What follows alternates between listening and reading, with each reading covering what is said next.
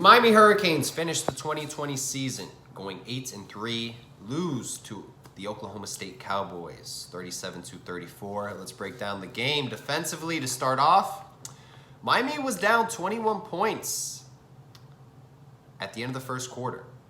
They had no answer whatsoever for Oklahoma State's offense to start the game. It is very difficult to win a football game when you're down 21-0 with 3 quarters left.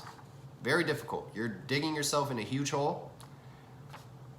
Not a great way to start the game.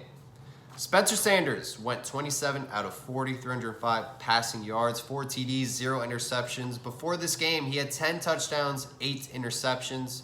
He was known to make a lot of bad decisions. At times during games, he would throw for 4 interceptions, 3 interceptions. Miami made him look like a Heisman candidate. I think he was even 13 out of 15 at the end of the first quarter.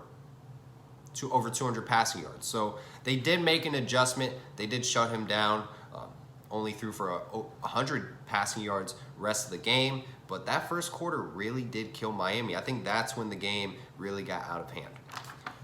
Brennan Presley, their leading wide receiver, had 6 receptions, 118 receiving yards, 3 TDs.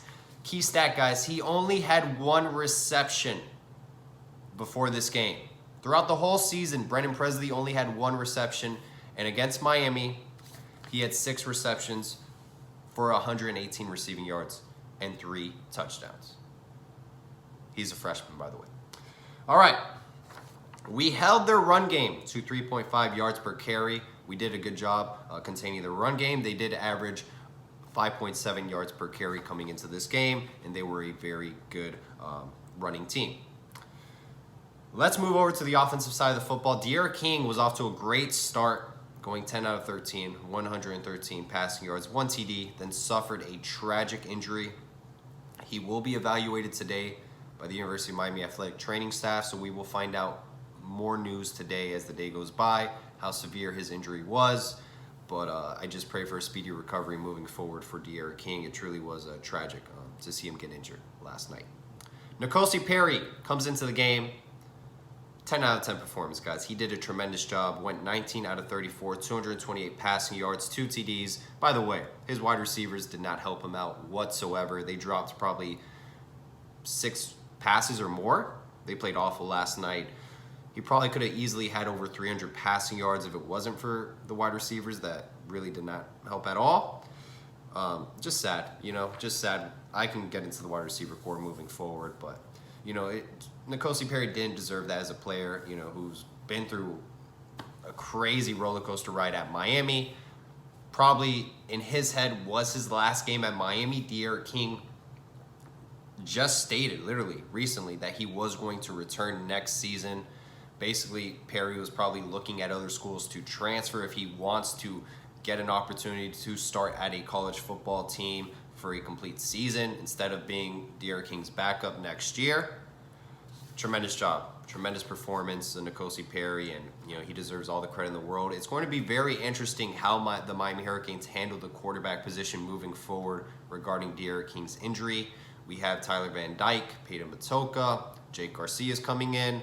N'Kosi Perry after this performance. I'm very curious how the staff handles this matter. Brevin Jordan, 8 receptions, 96 receiving yards, 2 TDs. Now, he did say on social media last night, I think it was Instagram specifically, that he is going to return next season. I don't know if that's an official statement, so please take it with a grain of salt regarding that matter. But I think that would be a huge addition to this football team next year if he does return. Mike Harley, 8 receptions, 69 receiving yards, 1 TD. That's another player I would love to see come back next season as well. I think it would be a huge addition to this wide receiver core. He'll be our number 1 wide receiver, no doubt. Our best receiver returning, because we need all the help we can get at the wide receiver position.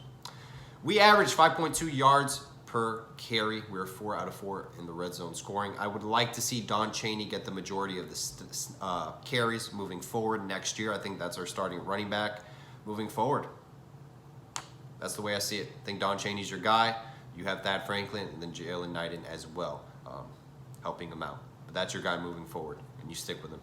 That's the way I see it. Yeah, guys, tough game.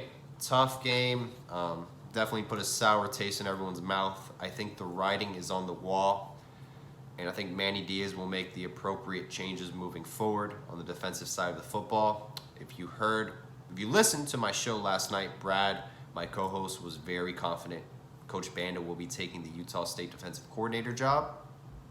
We'll see what happens moving forward. And who will get in? Who will be a part of this defensive staff? I'm very curious. Who's the short list? But if we do keep some guys on the defensive staff moving forward, it's going to be a rough year next year. I'll tell you this. First game, Alabama, Michigan State, App State. Those 3 non-conference games, that's a tough schedule. App State's a decent football program. Do not sleep on them. Michigan State, they're coached by a very good head coach by the name of Mel Tucker. He did a great job as defensive coordinator at Georgia. He's probably one of the best defensive coordinators in college football during his time at Georgia. And he's a great up-and-coming coach. And Nick Saban will eat us alive. If you think Miami's going to beat Alabama, hey, God bless you. Hope everyone has a great day. And always, all about the